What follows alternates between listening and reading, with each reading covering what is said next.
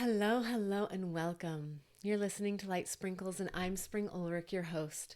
And I am here to give you inspiration, healing tips, and tools to springing your life forward. And today I want to talk with you about the loss of dreams and annihilating those stories that hold them back and hold you back from going for and reaching for the dreams and um, discussing some ways to be able to shift that so that you can go after your dreams, go after your goals, and even dare to dream again if that is something that you've ever been experiencing or been through.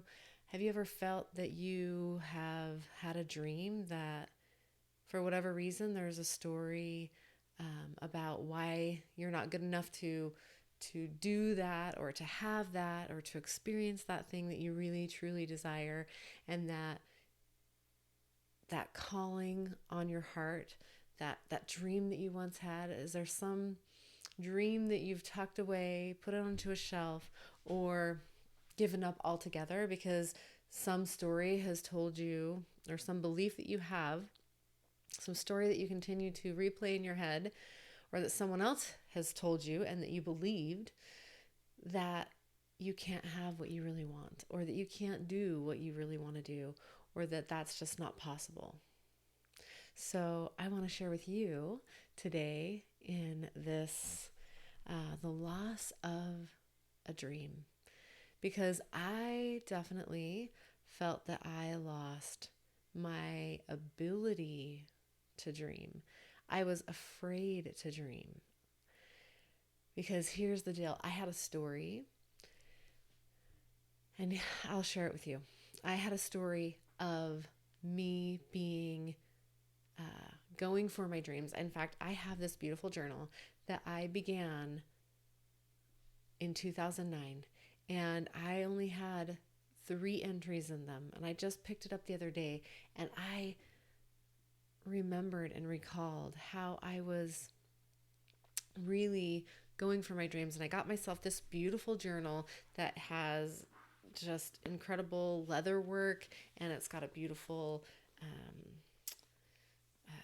wrap for it, and it's got beautiful pages. And I bought it for myself in 2009 for my dream journal, to be able to write down all my dreams, to get really clear on them, and to just allow myself a space to be able to put down my big dreams. And I started doing that. I had 3 entries. Actually, I had 2 entries in the journal, and for whatever reason, I didn't stick with the journal and did not continue doing more of the journal. But this was the year, 2009 was the year that my late husband was diagnosed with melanoma. He was diagnosed in August, and before that, I was really into, I was actually involved in a group of business entrepreneurs, and we would get together and we would go over Think and Grow Rich by Napoleon Hill. We would read, we would do a chapter, we would get together and powwow and talk about that and really mastermind together what our big goals were, what our visions were, and we would have that accountability and that table discussion where we would come, we would have our notes, and we were really focused on our intentions on how big we were dreaming and what we were going after. So I was really, really focused and going after one of my big dreams. And even though I wasn't always writing in that journal every day, and I only had a few entries in there, I put down some pretty big dreams and dared to put them in there. And at the time, it wasn't that big of a deal. But August comes around. My late husband gets diagnosed with stage 4 melanoma. And my world completely gets shifted and turns upside down. All of a sudden, I'm in emergency mode, panic mode. What am I going to do? How are we going to save his life? What are we going to do? What healing modalities? So my focus went from growing my business and becoming the best at my skill and my craft and going for that dream, to it was shifted to, how am I going to save my husband's life? How am I going to keep him here? What are we going to do to heal? So that took all of my energy, and that was where all of my focus went. And 4 months later, he passes.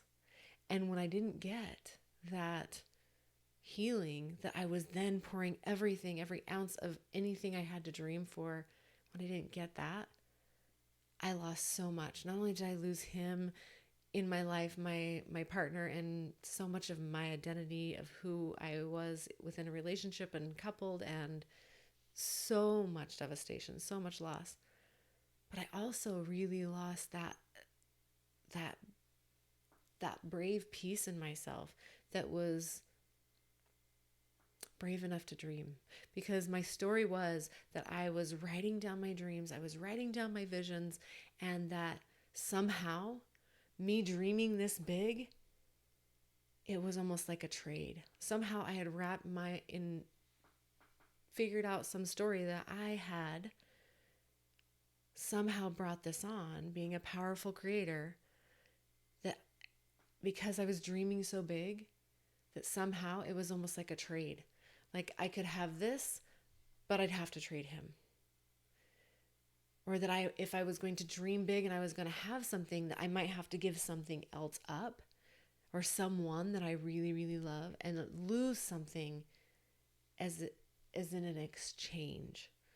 So I just stopped even having the energy or the audacity to dream. So it's only been recently. I've gotten it back little by slow, but really and truly, this has been the most powerful year for myself in dreaming, to where I've actually been writing them down daily and continuing to have that practice in my mind and with my pen and my paper and my soul time, to be able to really ask the questions of, what is it that I want? What do I want? And what is it that I'm creating? What's the calling on my heart that I want to create? What magic am I getting to create that others can tap into? And so I wanted to share with you my big breakthrough after listening to some Tony Robbins, and I wanted to share with you the wonderful breakthrough that I had after listening to him, because what he shared in his challenge that I have been listening to, one of the things that really stuck out to me is the phrase, and I'll share it with you, the quote is, when you are stuck, you're stuck in a story, or you're stuck in a belief, or you're stuck in a time frame. One of those three items that you are stuck in. When you're feeling stuck anywhere in your life, it's because you're stuck in a story, you're stuck in a belief, or you're stuck in a time frame. So, where have you felt that in your life? What things have you shelved, or ideas or visions have you not gone after or stopped doing because you have somebody tell you that they didn't like what you had going on, or that they didn't feel like you were good enough, or that you told yourself that because you're being really critical? Or perhaps that you have had a whole lot of other things come up, whether it's health issues, or a death in your family, or you've had children and now your priorities have shifted, and you are figuring out how you can still have your big audacious goal and the family life too. Are you having a story that you have to have one versus the other, or that you're not going to be able to balance both, or that you couldn't have both? So I really want you to ask yourself those questions. What belief is holding me back from my dream? What stories am I living in? What stories are keeping me stuck? What beliefs have me frozen? All right, when we ask really great and powerful questions, then we have the opportunity for our brain to work on it and to grow, and for our brains to go find the answer, and for us to just sit with it, breathe it in, and allow the answer to come. And another one to ask is, what time frame am I being in? What time frame is running through my mind where I'm constantly living from that time frame? Am I living in the past or wishing that I would be able to be in the past, or am I living in some other time frame than now? Because our past doesn't define what our future gets to be. Our thoughts are so powerful. They're the ones that get to decide. So if we're continuing to tell that story over and over again and we don't change the story, then we're going to get the same result. If we don't change the belief, that limiting belief, and that's really and truly what Tony Robbins had been talking about on one of the challenges I've been watching and taking a look at, because I'm always feeding my mind too and getting juicy nuggets as well. And I love to be able to share them with people, because when I teach it, I get to learn it again. And I love sharing the things I find super powerful. So I really felt that he really brought it home when he said, annihilate the limiting beliefs. You got to crush them, annihilate them. Just get rid of those limiting beliefs, that you're limitless. And when you can let go of those limiting beliefs, then you can propel so much further and go so much farther. So in that, I had been writing in these journals that I've had, and I've gone through several journals in the last few months, and I have gone through at least 3. And so I had come to the end of the page at my journal. It was time to pick up another one. So I picked up my beautiful journal that I had began in 2009. And I went over and I read the dreams, the 2 entries that I had on the dreams. And then I had done another entry that I had written in on January 30th, 2009. And that was shortly after my late husband passed. He passed on January 8th. And I just wrote down some dreams, and it was interesting. I was able to go back and actually check off several of those dreams that I've already manifested, that I've already been able to experience, and say, yes, I've got it. That one's done. It's in the bag. So that was really wonderful to be able to go back, but also recognizing, wow, there was this fear here. There's been this fear and this sadness and this loss of my believing in myself and my believing in my ability to dream, and that fear, that story that if I dream, that I just might have someone else that I love be taken from me. Because when I started to really dream, that's when my trauma happened. That's when the loss of my husband happened, when he got diagnosed, and when I had my world rocked in ways that I had not at all planned for. So when that happened, there was a part of me that attached it to what was already really big and strong in my heart. And there was a story that was weaved in my mind of that if I dream big, then I'm going to have to pay the price of this huge loss in my life. So, of course, why would I want to dream? That's just too risky. I can't lose anyone else. That's just too painful. I don't want to go there. So I decided that I was going to take back my power and annihilate that belief and say, no, that's not true. That's not the truth. That I'm going to take my power back and I am going to reclaim this journal, because there's so many beautiful pages and so much more to fill these pages with in my dreams and in my visions and my goals. And whether or not they come true, the fact that I can just take back my power and write in my journal and fulfill just that juiciness of that aliveness of my imagination to be able to dream, and how much more powerful and freeing that is.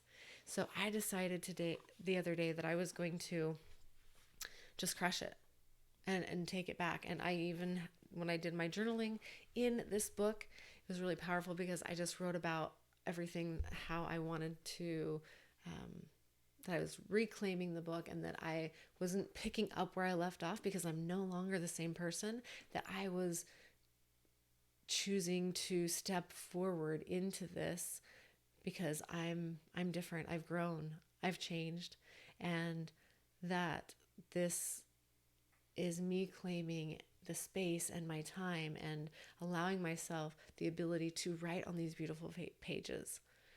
And I'll share with you another kind of little funny thing that I don't know. Do any of you love paper and love art supplies and just almost collect them? Like the idea that you'll get to them sometime, or that you have this beautiful book. Because here's the deal: I've bought several journals for myself besides this one that I was just telling you about, where I've crushed and annihilated that belief and have chosen to step forward powerfully and continue to dream in my journal. I have other journals that I had purchased for myself that were beautiful, and then the pages sit empty because they're so wonderful, they're so beautiful, and then there's this feeling of what am I going to put down, or what am I going to write in them that's going to be worthy enough to fill the pages, and like they're just so beautiful. And just having that hesitancy, that feeling of is this whatever I'm going to put on those pages, is it going to be good enough to match the beauty of the book itself?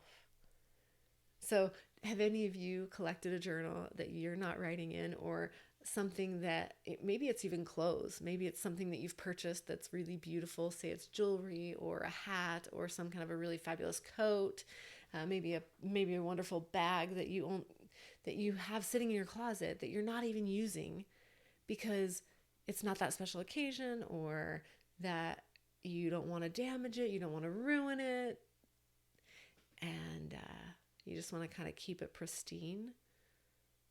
Well, here's the deal. One of my other coaches, Danette May, she had shared a wonderful story about how she had this candle sitting in a closet. And it was such a beautiful metaphor, because she had this candle, and she loved candles, and she had it sitting in a closet, and she just wanted to wait for that special occasion. Wait for that special occasion to pull it out and light that candle. And so the special occasion arose, and here it was, and she pulls out the candle, and it basically had just melted to basically be useless. So she'd waited and waited. She waited too long to actually utilize it, and it was no longer good anymore. So where in your life are the things sitting and waiting for you to present yourself, even if it's not perfect, no matter what day it is, that every day is special, that now is special, now is the moment to utilize that journal, that art supply, or that empty canvas, or pull out that beautiful dress and wear it just because it makes you feel amazing.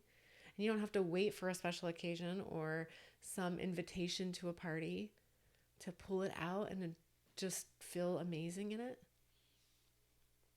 Or that wonderful, juicy bath salt that you've been waiting for that special time to have that bath.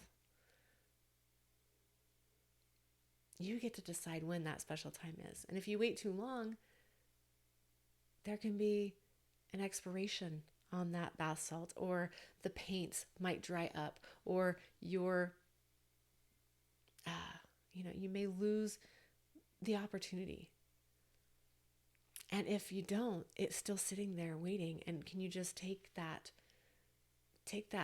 book off the shelf and begin writing that story? What dreams are on your heart that you may have lost for whatever reason, whether it was a loss in a job, or a career change, or a relationship change? What things have you put on hold or tucked away and decided that from a story or a time frame or a belief that you were no longer allowed to have? Because kids, they're so great at dreaming, and they dream all the time. And how often as a child do we lift them up in their dreams and say, yes, you can do it? Or how often are they minimized and say, yeah, that's interesting. That's not really possible. Which one were you fed? Were you fed the, yes, it's possible, or the, that's too scary, too risky? So what beliefs have you been told as a child, or where along the way was there a story that you picked up? And can you let that go? Can you ask if it's really true? Can you look at that and say, is this really true for me? And do I want it to be true anymore? Can I tell a different story about it? Can I take on a new limitless belief to allow me to have even the ability to dream and use my imagination? Because that's one of the best and most beautiful gifts that we can ever have, is our imagination and our ability to dream up an incredible life. When we can dream it, when we can speak it and have the vocabulary around it, and when we can visualize it, write it down, when we can actually use our mind to look at it in a different way and start to believe a new story, to shift the story. So I hope that me sharing my awesome breakthrough, annihilating my belief, my story around dreaming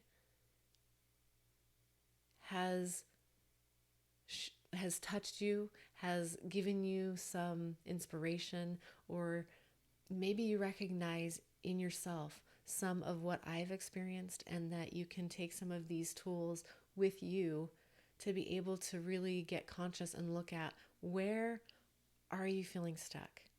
And is it because of a story you've been telling yourself, or that you picked up from someplace else? Is it a belief that you took on, conscious or unconscious? And is it from a time frame? Are you stuck in a time frame? Are you stuck in your high school experience? Are you stuck in a parenting experience? Are you stuck? Where are you stuck? So first off, look at where you're feeling stuck. And then what is it? Is it a story, a belief, or a time frame? And once you can get clear on that, then you can look at it and start asking the questions of, is it true? And where do I want to file that? Do I want to put it in the question box? Like, I'm going to take a look at this. Is this really true? Or is it false? Have I been believing something that really doesn't even make sense, but somehow I picked it up? Is there a way that you can take your story, your belief, or the time frame and put it into the question? Put it into the question file in your filing cabinet. If you have a filing cabinet, you got 3 files, and you've got the middle file being the one in question. If you can put that into the question, and then you can decide from that question, is it true? And how can I really be sure? Is it really true? Is this belief, is this story true? Is this time frame where I'm at right now? Is it true? And if not, is it false? And you can leave into the question category so that you can really be with it, feel into it, and decide what kind of a story, what kind of a belief, and what kind of a time frame you really want to move forward with, and to annihilate limiting beliefs. So I invite you to try that on, to just take these questions, be with them, and share with me what you have found, what dreams you're going to take a look at that maybe you have lost or put onto a shelf or tucked away. Maybe it's been a really long time since you even dared to dream. And that's okay too. Thank you for listening. It's been a pleasure to have you tune in, and I hope that this has served you and that you've gotten something from your listening today. Thank you again for joining. I am Spring Ulrich. You're listening to Light Sprinkles, and I look forward to our next episode. You can find me on lightsprinkles.com. That's lightsprinkles.com. You can find me on Light Sprinkles on YouTube and Light Sprinkles on podcast. Thank you again, and I look forward to sharing more tips, tools, and transformation for springing your life forward. Thank you again. Bye for now.